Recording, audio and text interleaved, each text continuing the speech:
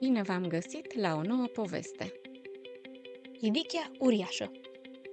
A fost odată un țăran căreia îi plăceau tare mult ridichile, așa că se hotărâ să sădească vreo câteva și la el în grădină. Prin urmare, într-o zi se duse la oraș, de unde cumpără niște semințe de ridic. În aceeași seară le și puse în grădină, le acoperi cu pământ și le udă bine. După câteva zile, când țăranul merse în grădină să cerceteze dacă semințele se prinseseră, nu mică-i fu mirarea să vadă, mult ieșită din pământ, o ridiche cât toate zilele. Trase de nesputeri de frunzele ei, dar nici gând să o miște din loc. Așa că își chemă nevasta, care tocmai mânca. "Dă-mi o mână de ajutor, femeie, ca să scot ridichea asta din pământ." Nevasta lăsă mâncarea și veni într-un suflet să-l ajute. Smuciră ei amândoi, dar ridichea nu ieșea și pace. Nevasta strigă atunci pe băiatul lor.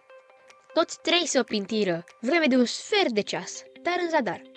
Văzând că nu izbutesc, băiatul își chemă în ajutor surioara. Traseră cu toții, cu multă putere, dar ridichea se încăpățâna să rămână în pământ. Fata îl chemă în ajutor pe cățelul ei. La un semn, smuciră cu toții și o făcură iar în van. Lătrând, câinele o chemă alături de ei pe pisică. Toți 6 traseră din răsputeri, dar ridichea nici nu se clinti.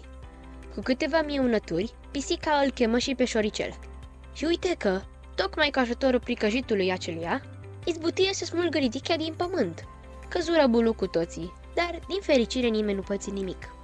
Iar drept răsplată pentru truda lor, fiecare căpătă o porție zdravănă de supă de ridiche, gătită în seara aceea de nevasta țăranului. Sfârșit! Vă aștept cu drag la următoarea oră de poveste.